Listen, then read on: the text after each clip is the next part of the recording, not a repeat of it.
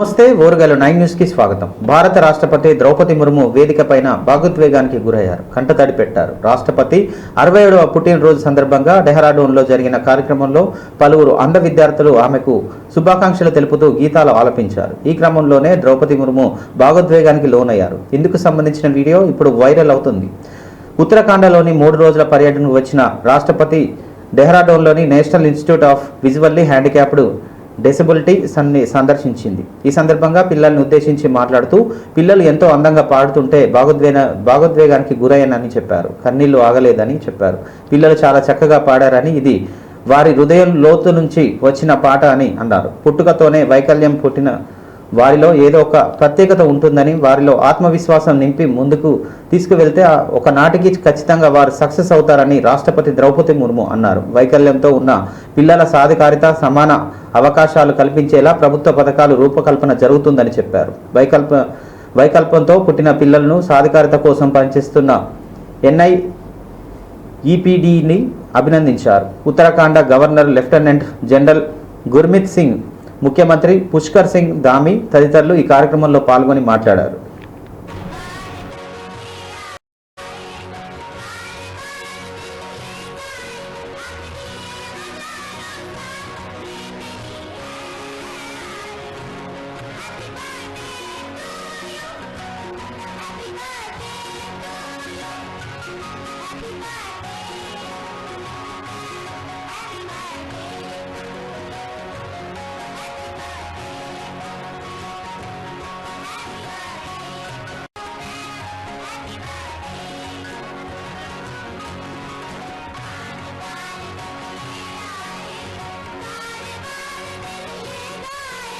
బీహార్ను ఆటవిక రాజ్యంలోని నెట్టిన ఘనత కాంగ్రెస్ ఆర్జేడీలదేనని ప్రధానమంత్రి నరేంద్ర మోడీ విమర్శలు గుప్పించారు.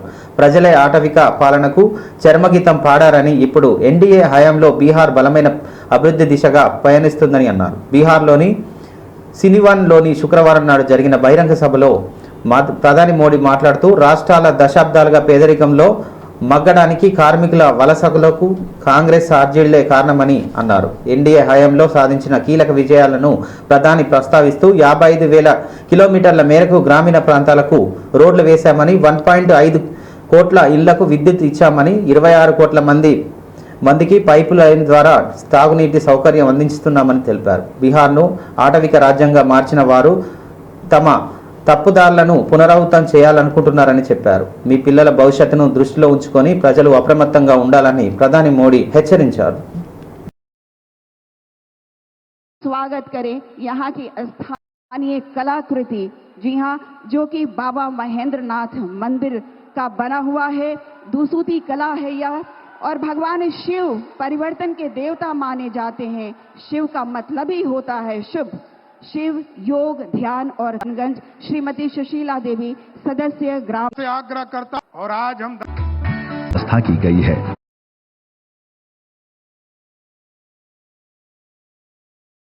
हरी झंडी दिखा रहे हैं माननीय प्रधानमंत्री जी। ये सौगात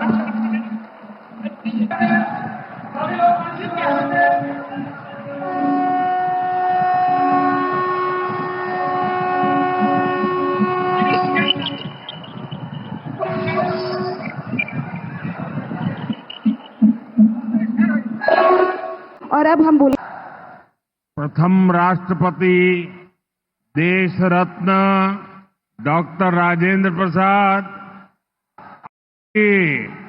लोक नायक जयप्रकाश नारायण के पावन भूमि पर रउआ सबके अभिनंदन करता ली। महान समाज सुधारक भी हर समाज का जीवन आसान होगा। मैं बिहार की जनता को, आप सभी को इन प्रोजेक्ट्स के लिए बहुत बहुत बधाई देता हूं। मैं अभी जब आप लोगों के बीच, जंगल राज वालों ने बिहार की क्या हालत बना दी थी। अगर मैं समृद्ध बिहार की यात्रा पर ब्रेक लगाने के लिए तैयार बैठे लोगों को कोसों दूर रखना है। देश को गरीब रखा और गरीब को अति गरीबी में धकेल दिया। बीते दशक में देश भर में 4 करोड़ से अधिक गरीबों को आज भी उद्योग धंधे, आज बिहार में रोड, रेल, हवाई यात्रा और जलमार्ग, हर प्रकार के इंफ्रास्ट्रक्चर का पर अभूतपूर्व निवेश हो। सबका साथ, सबका विकास। जबकि मोदी बाबा साहब आंबेडकर को अपने दिल में रखता है।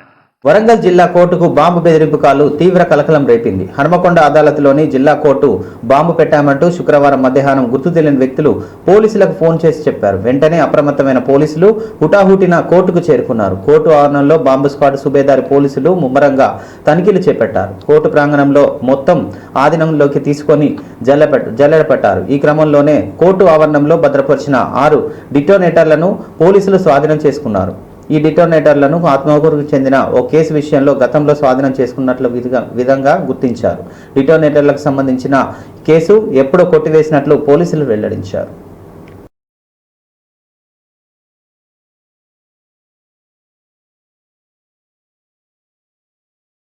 కాంగ్రెస్ ఎంపీ చామల కిరణ్ కేసీఆర్, హరీష్ రావులపై తీవ్ర స్థాయిలో విమర్శలు గుప్పించారు. జగన్ రెడ్డితో 4 సార్లు మంతనాలు జరిపి తెలంగాణ నీళ్లకు అన్యాయం చేసింది కేసీఆర్ అని, హరీష్ రావు వైఖరి వల్లే ఏపీ నేతలు బనకచెర్లకు నీళ్లు తరలించే ఆలోచనలు వేశారని ఆయన అన్నారు. బీఆర్ఎస్ నేత హరీష్ రావు వాళ్ళ మామ మాజీ సీఎం కేసీఆర్ను విలన్ చేసే ప్రయత్నం చేస్తున్నారని ఎంపీ చామల కిరణ్ ఆరోపించారు. ఈ సందర్భంగా శుక్రవారం ఆయన గాంధీ భవన్లో మీడియాతో మాట్లాడుతూ నీళ్లు అనే పదంలో బీఆర్ఎస్ రాజకీయం చేసిందని, బీఆర్ఎస్ నేతలు బేసిక్ నాలెడ్జ్తో ప్రాజెక్టులు కడితే బాగుండేదని అన్నారు. కాళేశ్వరం కూలిన తర్వాత తెలంగాణ ప్రజలకు నీళ్ల సంగతి పూర్తిగా అర్థమైందని, 2016 సిడబ్ల్యూసీ మీటింగ్లో కేసీఆర్ ఏం మాట్లాడారో చెప్పాలని అన్నారు. కేసీఆర్కు ఉన్న అపర జ్ఞానం వల్లే కాళేశ్వరం కూలిపోయినట్టు అయిందని విమర్శించారు. అంశాలు ఉన్నాయి. దాంట్లోకి 40,000 నాకు కంటిన్యూ అంటే అంత తెలివితేటలు పెరిగినట్టుగా ఇప్పుడున్న ముఖ్యమంత్రికి నియంత ఆలోచనలను మీరిద్దరే కదా ఇరిగేషన్ మినిస్టర్లు గతంలో. నాకు మా మామకు తప్ప ఎవ్వరికి తెలియదు ఏ ప్రాజెక్ట్ ఎక్కడుందో, ఎవ్వరికి తెలియదు ఎన్ని టీఎంసీలు వస్తాయో, ఎన్ని క్యూసెక్లు వస్తాయో, ఏనంగా నీళ్లు పోతాయో, ఏనంగా నీళ్లు జారుతాయో అనే ఒక పిచ్చి ఆలోచనలో మీరు మీ మామగారు పోయి అక్కడ మాట్లాడి ఆ నీళ్లు దారదత్తం చేసి వచ్చిన విషయం మీ మామ జాగిరా, మరి నీ జాగిరా నువ్వు చెప్పాలి తెలంగాణ ప్రజలకు. మీరు పోయి అపెక్స్ మీటింగ్లో కూర్చొని గోదావరి జలాలు చాలా ఉన్నాయి, మన 2 రాష్ట్రాలు బేసిన్లు వద్దు, బేసిజాలు వద్దు అని చెప్పి మీరు పోయి మంతనాలు చేసి వచ్చి వాళ్ళని ఎంకరేజ్ చేసినటువంటి ప్రయత్నం మీరు చేసిర్రు. ఇవాళ వచ్చి మా దగ్గర అన్న విషయాన్ని అంతకంటే ఎక్కువ అడుగుతుంటే ఆయన కావాలని చెప్పి ఇవాళ ఆంధ్రలో వస్తున్నాం కంటిన్యూగా. ఎందుకంటే 3 అంశాలు అపెక్స్ మీటింగ్ ఒకటి, ఉద్యమ సమయంలో ఉన్నటువంటి సెంటిమెంట్నే మొదలుపెట్టిందే ఉత్తమ్ కుమార్ రెడ్డి గారు, రేవంత్ రెడ్డి గారు ఆ మీటింగ్లో. మళ్ళా నువ్వు నిన్న ప్రెస్ మీట్ పెట్టి దాన్ని గొప్పగా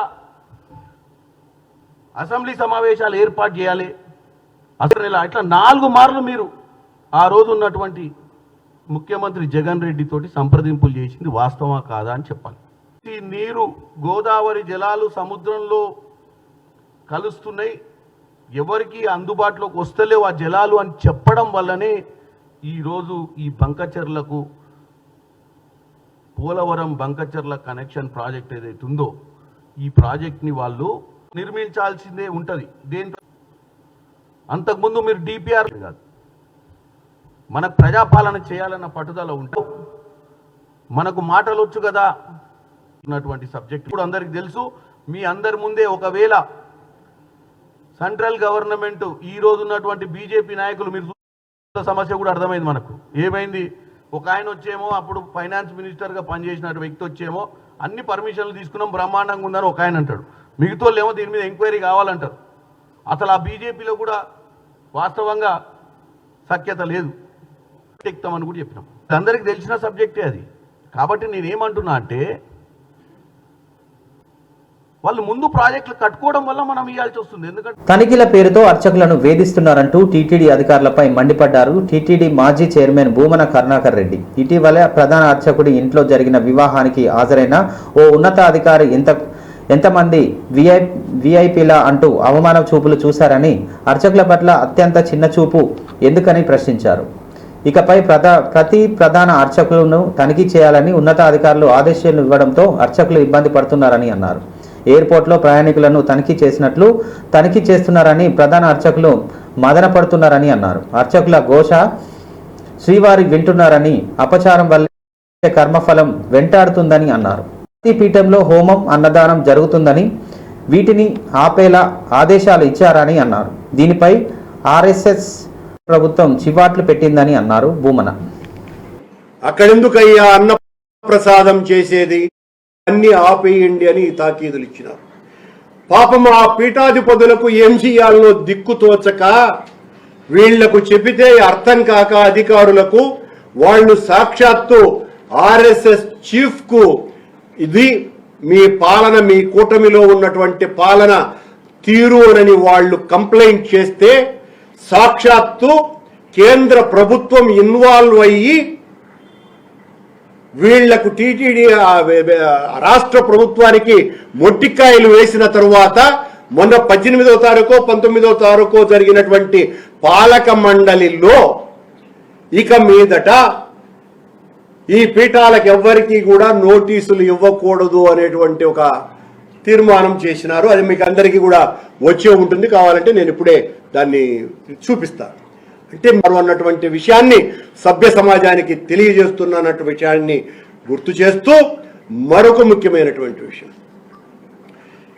ఈ పాలన వచ్చిన తర్వాత టీటీడీలో మేము పూర్తిగా ప్రక్షాళన చేస్తామన్నటువంటి దాంట్లో భాగంగా గౌరవనీయ టీటీడీ పాలక మండలి అధ్యక్షుల వారు ఏఐ టెక్నాలజీ సహకారంతో గంట పాటు లోపు నేను మొత్తం భక్తులందరినీ కూడా దైవ దర్శనానికి పూర్తి చేస్తాను ఏర్పాట్లు అని చెప్పినటువంటి విషయం, ఆయన గారిని మోసేటువంటి, ప్రభుత్వాన్ని మోసేటువంటి ప్రసార మాధ్యమాలు వారి ఆటి వరకు అంటే ఆ రెండు ఏమంటారు వాటిని, స్వామి వారికి శీఘ్ర దర్శనం కల్పించేవాళ్ళ, అంటే భక్తుల్ని దబాయించి దైవ దర్శనానికి వాళ్ళకు అనుమతి లేకుండా అసలు లోపలికి వెళితే ఎంతసేపు అయినా కూడా నిలబడి కూర్చొనో వెంకటేశ్వర నామ జపం చేస్తూ ఆ శ్రవణానందకర కొండ మీద దాపురించే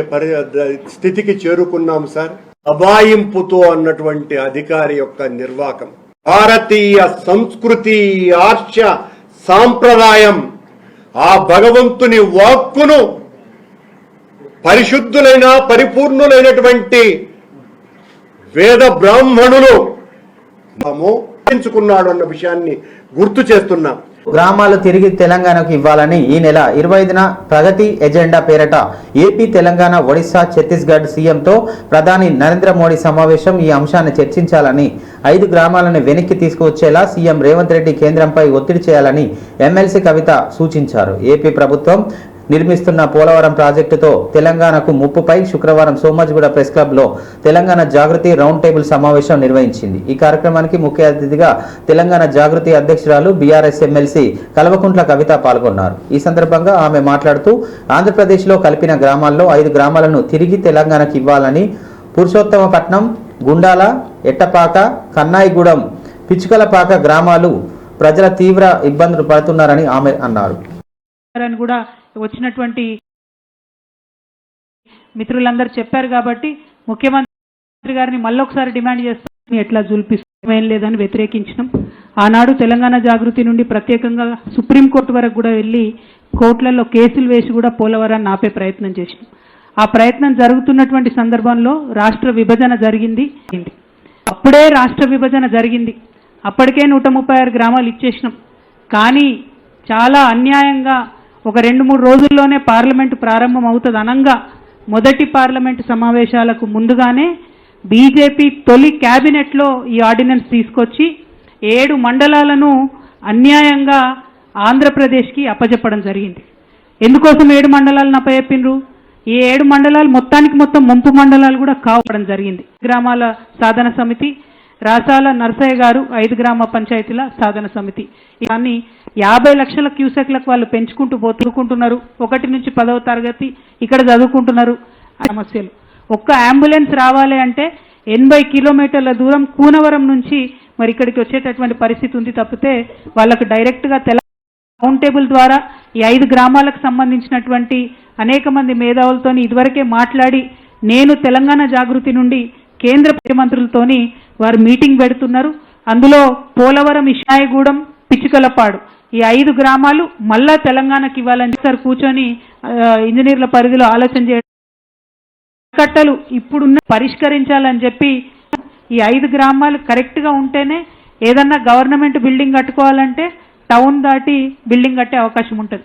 భద్రాచలంలో వచ్చేటటువంటి చెత్త చెదారం ఎక్కడన్నా వెయ్యాలంటే ఒక డంపింగ్ యార్డ్ కావాలంటే ఏదైతే ఆంధ్రలో కలపబడిందో మరి అందులో ఉన్నటువంటి 1000 ఎకరాలు భద్రాద్రి రాముడి మాన్యం ఏదైతే ఉందో దాన్ని తక్షణం ప్రొటెక్ట్ చేయాలి, ఆక్రమణలకు గురి కాకుండా రక్షణ కల్పించాలని చెప్పి ఆంధ్రప్రదేశ్ ప్రభుత్వాన్ని కూడా నేను డిమాండ్ చేస్తూ ఉన్నాను. మరి ఆనాడు మీ అందరికి కూడా తెలుసు, పార్లమెంట్లో నేను డిమాండ్ చేస్తూ ఉన్నాను, జాయింట్ సర్వే ఖచ్చితంగా ముంపు కోసం జరగాలి, జరిగితేనే మనకు ఖచ్చితంగా ఇక్కడ ఉండేటటువంటి గ్రామాలకు న్యాయం జరిగేటటువంటి ఆస్కారం ఉంటుందని చెప్పి మేము డిమాండ్ చేస్తున్నాం. ఇక్కడ మన హైదరాబాద్లోనే ఉంటుంది కృష్ణా గోదావరి బేసిన్ ఆర్గనైజేషన్ అని ఉంటకు మరి ఆంధ్రప్రదేశ్ ప్రభుత్వం కడతా ఉన్నది. ఈ అన్యాయాన్ని మరి చూస్తూ ఊరుకోము, అవసరమైతే మళ్ళీ రావాలని 36 లక్షల క్యూసెక్ ఈ సందర్భంగా ప్రవేశపెడతా ఉన్నాము. తెలంగాణకు నీటి విషయంలో అన్ని రకాలుగా అన్యాయం చేసింది బీఆర్ఎస్ పార్టీనేనని కాంగ్రెస్ ఎమ్మెల్సీ అద్దంకి దయాకర్ ఆరోపించారు. తెలంగాణ ప్రాజెక్టులు పక్కకు పెట్టడానికి కారణం హరీష్ రావు అని ఆరోపించారు. తెలంగాణ ప్రజలకు నీటి విషయంలో బీఆర్ఎస్ చేసిన అన్యాయాన్ని ప్రజలకు వివరిస్తామని అన్నారు. గోదావరి, బనకచెర్లపై తమ ప్రభుత్వం తప్పుడు చేస్తున్నట్లుగా మాజీ మంత్రి హరీష్ రావు తప్పుడు ప్రచారం చేస్తున్నారని కాంగ్రెస్ ఎమ్మెల్సీ అద్దంకి దయాకర్ తీవ్ర ఆగ్రహం వ్యక్తం చేశారు. ముఖ్యమంత్రి రేవంత్ రెడ్డికి బేస్లిన్ గురించి తెలియదా అని మాజీ మంత్రి హరీష్ రావు విమర్శించడం తగదని అన్నారు. శుక్రవారం మీడియాతో అద్దంకి దయాకర్ మాట్లాడుతూ రాయలసీమ, రత్నాల సీమ చేస్తామని మాజీ మంత్రి రోజా ఇంట్లో రొయ్యల పులుసును తిని కేసీఆర్ చెప్పలేదా అని ప్రశ్నించారు. ఉద్యమ సమయంలో ఎల్బీ స్టేడియంలో సమావేశం పెట్టి ఉద్యమకారులపై వైసీపీ నేత జగన్ రెడ్డి దాడి చేశారని, అలాంటి జగన్తో నీళ్ల కోసం కేసీఆర్ భేటీ కాలేదా అని నిలదీశారు. బనకచెర్లపై అనుమతి ఇప్పించే అవకాశాన్ని కల్పించింది హరీష్ రావు కాదా అని ప్రశ్నించారు. తెలంగాణ ప్రాజెక్టులకు పక్కకు పెట్టడానికి కారణం హరీష్ రావే అని ఆరోపించారు. తెలంగాణకు నీటి విషయంలో అన్ని రకాలుగా అన్యాయం చేసింది బీఆర్ఎస్ పార్టీ అని ఆరోపించారు. ఎక్కడి నుంచి తరలించాలనే దగ్గర వాళ్ళేమో పోలవరం రైట్ బ్యాంక్ కెనాల్ నుంచి తీసుకొచ్చి ప్రకాశంలో పోసి ప్రకాశం బ్యారేజ్లో పోసి అక్కడి నుంచి బనకచెర్ల తీసుకుపోవడానికి అదొక ప్రయత్నం అంటుండ్రు. కానీ మా నుంచి వచ్చే ప్రపోజల్స్ కూడా గమనించాల్సిన అవసరం ఉంది. ఇవాళ ఏ పర్వత శ్రేణుల్లో ఉంది చూడండి, నల్లమల ఎంత వ్యాస్ట్గా ఉన్నాయి. కాబట్టి ఇది ఫ్యామిలీ డ్రామా అనేది తెలియదా? ఇంకా తెలుగు రాష్ట్రాలు విడిపోయి కూడా సంతోషంగా ఉంటున్న క్రమంలో ఈ కుట్రలు చేసింది పూర్వాంకంలో బీఆర్ఎస్ అయితే భవిష్యత్తులో ఇంకెవరు కూడా కావద్దు.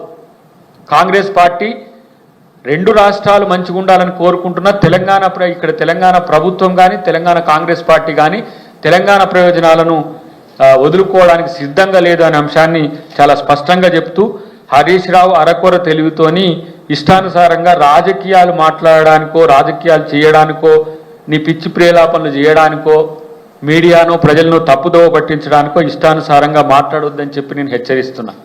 ఎందుకంటే ప్రజాప్రతినిధిగా ఉండి, గతంలో మాజీ మంత్రిగా ఉండి మీరు ఎందుకు, నేను అంటున్నా ఇక్కడ పోలవరంకు సంబంధించిన అంశంలో ఇలా మోసం చేసే ఎత్తుగడలతో నేను తెలివి కన్నులోనన్న కేసీఆర్ ఎక్కడున్నాడు?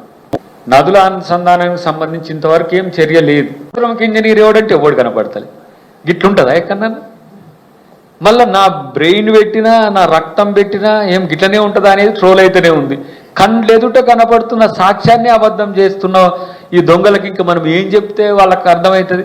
కాబట్టి ఇవాళ ప్రజలు తెలంగాణను కేసీఆర్ చేతిలో పెట్టి మేము మోసపోయినామని తెలుసుకున్న తర్వాతనే ఈరోజు రేవంత్ రెడ్డి గారికి పెద్ద ఎత్తున ఆశీర్వాదం ఇచ్చిండ్రు. తెలంగాణలో ఇలాంటి పరిస్థితిని రావడానికి కారణం మీరై ఉండి తలసగా మారిపోయిన మీ బాంబరాల్లో ఎంత వాటా వస్తే అంత వాటా తీసుకుంటాం, మీరు ఎందుకు అడగరా అంటున్నాయన. ఫస్ట్ అపెక్స్ కౌన్సిల్లో మీరెందుకు ఇంతవరకు అపెక్స్ కౌన్సిల్కి పోకుండా ఉన్నారో ఒక్కసారి పోయి మళ్ళొకసారి ఎందుకు బంద్ చేసిండ్రో చెప్పండి. మరి ఇక్కడ ఈ 45 టీఎంసీలకు సంబంధించి ఎక్కడన్నా హరీష్ రావు, కేసీఆర్, కేటీఆర్ ఎవరైనా మాట్లాడినట్టు ఉందా? ఇప్పుడు మాట్లాడుతున్న వాళ్ళే దానికి అవతల వాళ్ళు చేస్తున్న స్టేట్మెంట్స్ ద్వారా మీరు ప్రజల్ని మభ్యపెట్టలేరు. సంబంధించి ఏ బేసిన్ లో ఉన్నదని తెలియకుండా కాదు, నుంచి పూర్తిగా అన్యాయం జరుగుతున్నది. వరంగల్ పశ్చిమ ఎమ్మెల్యే నాయని రాజేందర్ రెడ్డికి మంత్రి కొండ సురేఖ కౌంటర్ ఇచ్చారు. చిట్ చాట్ లో ఆమె మాట్లాడుతూ భద్రకాళి టెంపుల్ ఎవరి సొత్తు కాదన్నారు. అయితే కొందరు తమ సొత్తు అన్నట్లుగా ఫీల్ అవుతున్నారని విమర్శలు చేశారు. నాయని రాజేందర్ రెడ్డి అభివృద్ధిని అడ్డుకుంటున్నారని ఆగ్రహం వ్యక్తం చేశారు. ఆగమ శాస్త్రం ప్రకారమే భద్రకాళి అమ్మవారికి బోనం సమర్పించాలని నిర్ణయం తీసుకున్నామని, అయితే అక్కడ యాటలు కోస్తారని తప్పుడు ప్రచారం చేస్తున్నారని మండిపడ్డారు. అమ్మవారు శాకాహారి అని అందరికీ తెలుసని అన్నారు. అక్కడ ఏళ్లుగా పనిచేస్తున్న పూజారుల అభిప్రాయం తీసుకున్నామని, బల్కంపేట దేవాలయం నుంచి బోనం తీసుకువెళ్లి భద్రకాళి అమ్మవారికి సమర్పిస్తామని స్పష్టం చేశారు.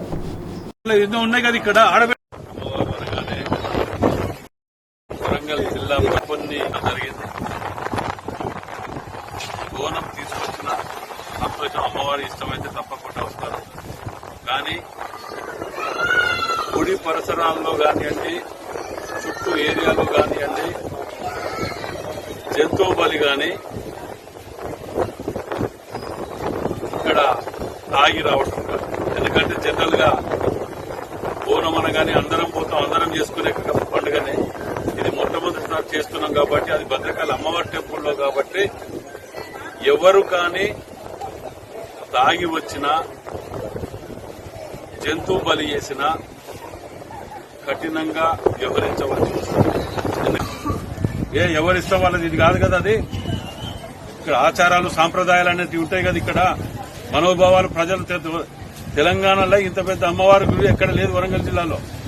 మరి వాళ్ళు ఉన్న ఏంటి అనేది తెలుసుకోవాలి కదా. ఎవరిని అడిగి ఎవరికి వాళ్ళు తీసుకోకపోవటమేనేది. నేను రిక్వెస్ట్ చేస్తున్నా, చెప్పిన మొత్తం దీన్ని ఆలోచించండి, పునరాలోచనలు అంతే కదా. ఏది పడితే నిర్ణయం తీసుకుంటారు. సంస్కృతి ఏమున్నది, దీన్ని ఏం చేయాలనే ఆలోచనతోటి పోతే చాలా బాగుండేది. మేమేం కాదన్నట్లే కదా దాన్ని. ఇదే కార్యక్రమాన్ని ఇంకా గ్రామ దేవతలు ఎన్నో ఉన్నాయి కదా, ఇక్కడ ఆడబెడదాం పట్టండి. మేమేమంటున్నా, రేపు బోనం తీసుకొచ్చిన అమ్మవారికి మేము వ్యతిరేకించట్లేదు. కానీ రేపు ఏదైనా జరగరాని జరిగితే మనకు ఒక చెడ్డ పేరు వస్తుందని ఆలోచనతోటే నేను మంచి సూచన, సలహా రిక్వెస్ట్ చేస్తున్నాను. ఇటీవలే దేశంలో వరుస విమాన ప్రమాదాలు కలవరం రేపుతున్నాయి. అహ్మదాబాద్ ఎయిర్ ఇండియా ప్రమాదం తర్వాత వరుస ఎయిర్ ఇండియా విమానాల్లో సాంకేతిక లోపాలు తలెత్తడం కలవరం రేపుతున్నాయి. ఇది ఇలా ఉండగా హైదరాబాద్లోని హెలికాప్టర్ దగ్ధమైంది. శుక్రవారం జరిగిన ఈ ఘటనకు సంబంధించి వివరాలు ఇలా ఉన్నాయి. హైదరాబాద్లోని గుర్రంగూడలో ఉన్న ఫ్లైటెక్ ఏవియేషన్ సమీపంలో చోటు చేసుకుంది. ఈ ఘటన చాలా కాలంగా నిరుపయోగంగా ఉన్న డమ్మీ హెలికాప్టర్లో మంటలు చెలరేగాయి. షూటింగ్లకు ఉపయోగించే డమ్మీ హెలికాప్టర్లో ఒక్కసారిగా మంటలు చెలరేగడంతో భయభ్రాంతులకు గురయ్యారు స్థానికులు. ఈ ఘటనపై ఫైర్ సిబ్బందికి సమాచారం అందించారు. స్థానికులు ఘటనా స్థలానికి చేరుకున్న ఫైర్ సిబ్బంది మంటలు అదుపులోకి తీసుకువచ్చారు. ఈ ప్రమాదంలో ఎవరికి ఏం జరగకపోవడంతో అంతా ఊపిరి పీల్చుకున్నారు. ఈ డమ్మీ హెలికాప్టర్ చాలా కాలం వాడకుండా ఉందని, ఒక్కసారి హెలికాప్టర్లో మంటలు చెలరేగడంతో భయపడ్డారు. గుర్తు తెలియని వ్యక్తులు మంటలు అంటించారని ఉంటారని భావించారు స్థానికులు. ఈ ఘటనపై స్థానికుల సమాచారం మేరకు పోలీసులు కేసును దర్యాప్తు చేస్తున్నారు.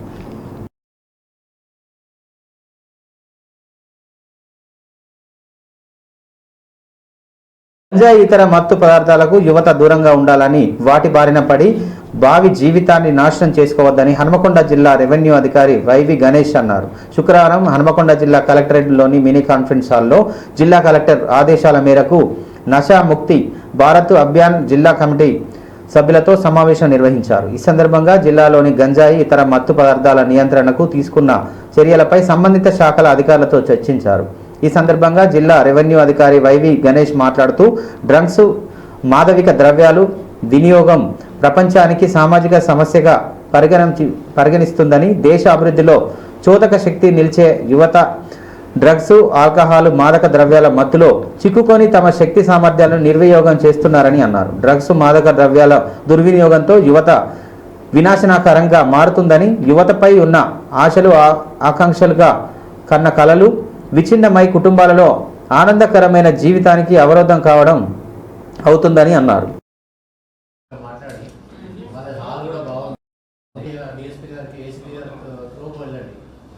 ఇంపార్టెంట్ రోజులో అదే రోజంటే మీడియా ఉంది కాబట్టి campus social so Kakatiya universities Sunday కూడా పబ్లిక్ ఎక్కువ ఉంటారు. ప్లాంట్ సాప్లింగ్స్ అవన్నీ కూడా అవన్నీ తప్పుతుంది మిమ్మల్ని 1, 2, 3 స్పీచెస్ అంతే కానీ పెద్దగా ప్రయారిటీ కాదు. ఆడ ఎవరైతే వీఏకి వస్తే వాళ్ళ ఇద్దరు మాట్లాడతారు, మీడియా ఉంటుంది, అయిపోతుంది. పోయినసారి అయింది. మరి ఈ ప్రోగ్రామ్ దానికి ఎవరు నోడల్ ఆఫీసరు ఎవరు మీరు డిసైడ్ చేయండి. మీరే డిసైడ్ చేయండి. కాకుండా వాళ్ళు డీప్ ఇన్వాల్వ్ చేయించారు స్కూల్సా? Yes sir. ఇంకోటి ఫ్లాష్ మాబ్ అది ఉన్నది సార్. అది మన ఇంటర్మీడియట్ పిల్లలనే డిగ్రీ పిల్లలతో అనుకుంటుంది సార్. స్కూల్స్లో SA competition, writing college sir, slogan writing college, school and college and poster making. ఇప్పుడు డియూ ఆధ్వర్యం జరుగుతుంది. Yes sir. పెడతారు మీరు.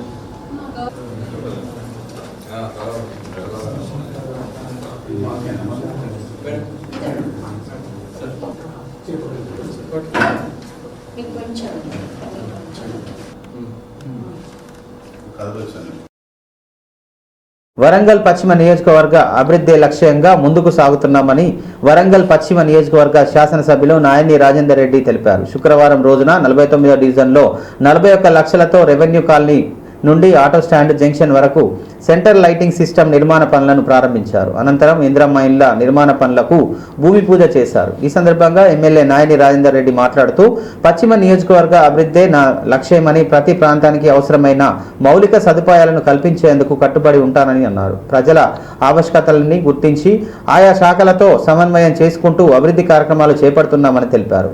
ఈరోజు ప్రారంభించిన సెంటర్ లైటింగ్ సిస్టమ్ వలన రాత్రి వేళ ప్రజలకు మెరుగైన రహదారి భద్రత కలుగుతుందని, ప్రజల హితమే నాకు ప్రధానమని, ఇప్పటికే ఎన్నో రోడ్లు, డ్రైనేజీలు, పార్కులు అభివృద్ధి చేయగా ఇప్పుడు విద్యుత్ రంగంలోని కూడా అత్యాధునిక తీసుకువస్తున్నామని వివరించారు. ఇదే సందర్భంలో ఇందిరమ్మ ఇళ్ల నిర్మాణ పనులకు భూమి పూజ చేసి ప్రతి ఒక్క నిరాశ్రయులకు కుటుంబానికి ఇల్లు ఇవ్వాలనేదే తమ ప్రభుత్వ లక్ష్యమని పేర్కొన్నారు. వరంగల్ పశ్చిమ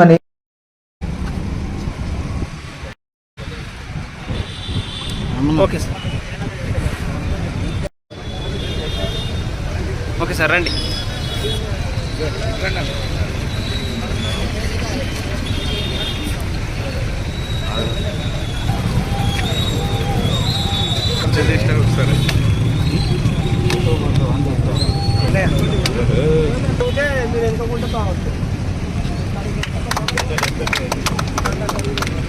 ఇంతటితో ఈ వార్తలు సమాప్తం. మరో వార్తలతో మళ్ళీ కలుద్దాం. చూస్తూనే ఉండండి ఓరుగల్లు 9 న్యూస్.